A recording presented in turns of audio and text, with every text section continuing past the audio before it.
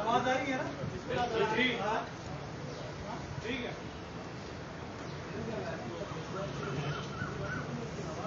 जी भाई आगे अच्छा आगे तुम्हारी वजह से दर्शन में रुकी है जल्दी वेट करो यार। बहुत शुक्रिया आप तमाम दोस्तों की हाजिरी का। आज की प्रेस कॉन्फ्रेंस करने का बुनियादी मकसद उन वजूहात की निशानदेही करना है जिसकी वजह से कल सिंध हुकूमत ने होम डिपार्टमेंट ने एक नोटिफिकेशन जारी किया जिसके तहत सिंध भर के अंदर कोरोना वायरस की वबा को कंट्रोल करने के लिए नई सख्तियों को मज़ीद 2 हफ्तों के लिए इंट्रोड्यूस किया गया। कल वज़ीर आला सिंध ने इस हवाले से आप तमाम दोस्तों से बात की और तमाम फैसले जो सिंध हुकूमत की जानिब से थे वो फैसले किए, लेकिन अनफॉर्चुनेटली देखने में ये आ रहा है कि सिंध हुकूमत फैसले करती है, जब इंतजामिया उन फैसलों को इम्प्लीमेंट कराने का प्रोसेस स्टार्ट करती है तो लोग नाराज होते हैं, और जब इंतजामिया उनको अमल नहीं कराती तब भी लोग नाराज होते हैं। तो मैं शहरियों से मुखातिब होकर शहरियों को कायम करने के लिए, शहरियों को ये बताने के लिए कि सिंध हुकूमत ने जो सिंध भर के लिए ये फैसले किए हैं उनकी वजूहात बुनियादी तौर पर हैं क्या, और क्यों सिंध हुकूमत कह रही है कि आप गैर जरूरी तौर पर अपने घरों से ना निकलें, अपनी इंटरेक्शन में, अपनी डीलिंग्स में मास्क को पहने और ज़्यादा से ज़्यादा वैक्सीन लगवा सकें।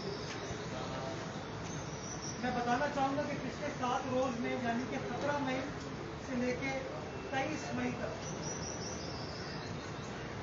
कराची शहर के अंदर जो पॉजिटिविटी रेशो है वो 12.6% रहा है पिछले 7 रोज में। 17 मई से लेके 23 मई तक कराची में 12.7%। हैदराबाद जिले में, कराची डिवीजन की मैंने बात की थी, हैदराबाद जिले में 10.8%। ये वो डॉक्यूमेंट्स हैं।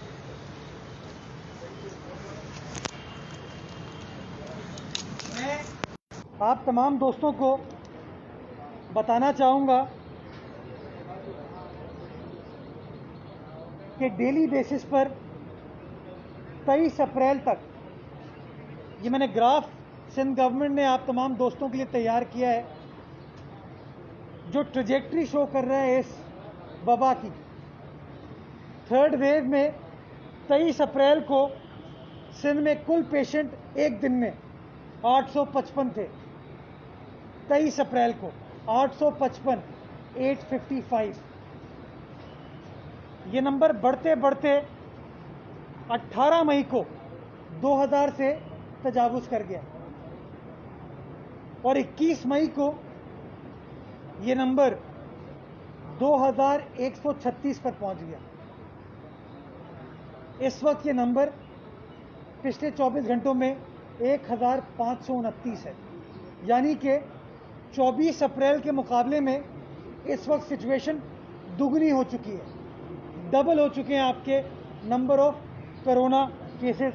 और ये कितनी तेज़ी से एक महीने के अंदर, आज 24 मई है तो 24 अप्रैल को 855, 24 मई को 1529, ऑलमोस्ट डबल हो चुकी है। इतनी तेज़ी से ये वबा फैल रही है। हमारे अस्पतालों में 14 मई को, यानी कि आज से 10 रोज़ पहले 729 लोग थे जो अस्पतालों में क्रिटिकल थे, ज़ेरे इलाज थे। 729।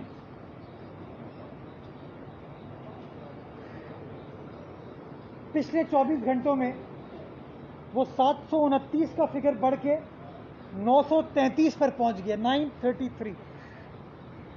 यानी कि number of corona patients double हो गए पिछले एक माह में। और सिर्फ पिछले 10 रोज में जो क्रिटिकल पेशेंट्स थे आपके अस्पतालों में सिंध में, वो 729 से बढ़ के 933 हो गए। 204 पेशेंट्स में इजाफा हुआ है। ये सिचुएशन है क्रिटिकल पेशेंट्स की हमारे सूबे में। ये कुछ बड़े अस्पताल जो हैं कराची शहर के, अगर मैं बात करूं, Sindh institute of infectious disease, जो नीपा पे नया अस्पताल सिंध हुकूमत ने इस्टेब्लिश किया, उसमें इस वक्त 0 बेड्स अवेलेबल हैं आईसीयू के। 0, एक भी बेड नहीं है इस वक्त, सब भर गए आईसीयू के। और जो एचडीयू है, हाई डिपेंडेंसी यूनिट, उसमें 2 बेड खाली हैं। लियाकत नेशनल हॉस्पिटल में एक भी बेड खाली नहीं है। एसआईयूटी में एक भी बेड खाली नहीं है। यह सिचुएशन है इस वक्त हमारे सूबे में। अब हुकूमत के पास क्या रास्ता बच जाता है? क्या इस वबा को हम आपे से बाहर होने दें? क्या इस वबा के नंबर्स को इसी तरीके से हम बढ़ने की इजाज़त दें, या हम नंबर्स को रोकने का प्रोसेस स्टार्ट करें? आप सबको याद होगा, फर्स्ट वेव में दुनिया भर में जब कोविड के पेशेंट्स बढ़ रहे थे, हमने उस सिचुएशन को संजीदगी के साथ देखते हुए सख्त फैसले किए, और नतीजा ये हुआ कि फर्स्ट वेव में, सेकेंड वेव में अल्हम्दुलिल्लाह बड़े पैमाने पर नुकसान को हम अवॉइड कर पाए। क्यों अवॉइड कर पाए? चूंकि हमने सख्त फैसले किए। वो फैसले आपकी हुकूमत ने किए, सिंध हुकूमत ने किए। लेकिन बड़ी बात थी, अच्छी बात ये थी कि एक आम आदमी ने उन मुश्किल फैसलों को अपनाने में सिंध हुकूमत का साथ दिया। अब एक बार फिर हुकूमत को वो मुश्किल फैसले करना पड़ रहे हैं। हम नहीं चाहते कि कोई कर्फ्यू लगाया जाए। हम नहीं चाहते कि चीज़ों को मुकम्मल तौर पर बंद कर दिया जाए, क्योंकि उसमें भी लोग एहतजाज करते हैं फिर। लेकिन हाँ, अगर आप चाहते हैं कि मामूलाते ज़िंदगी नॉर्मल तर्ज पर चलें, तो फिर आपको हुकूमत का साथ देना होगा। अगर आप चाहते हैं कि मज़ीद सख्ती ना हो, तो आपको अपनी हुकूमत की जारी करदा गाइडलाइंस को अपनाना होगा, एसओपीज़ को फॉलो करना होगा, मास्क को पहनना होगा, और बड़े पैमाने पे शहरियों को वैक्सीन लगवानी होगी। अदरवाइज अल्लाह ना करे सिचुएशन ख़तरनाक सिमत में जा सकती है, जैसे कि हमारे पड़ोसी मुल्क भारत में गई। आपने देखा, हम सबकी याददाश्त बड़ी शॉर्ट टर्म है। हमने जब वो वीडियोस देखी तो हम भी परेशान हुए थे, लेकिन अब शायद वो हालात हम भूल गए, जिसकी वजह से आप देखें कि लोग बाहर मामूल के तौर पर घूम रहे हैं। दुख होता है, अफसोस भी होता है, जब लोग शटर बंद करके अपना बिजनेस चला रहे हों। मेरे भाई, हुकूमत को कोई शौक नहीं है आपके शटर गिराने का, लेकिन हुकूमत को कोई शौक नहीं है लोगों की मैयत उठाने का भी। इंसानी जान से बढ़कर कुछ नहीं है, और इसलिए सिंध हुकूमत ने ये सख्त फैसले किए। अगर शहरी पार्क के दरवाजे बंद होते हैं तो शहरी दीवार फलांग के जाते हैं।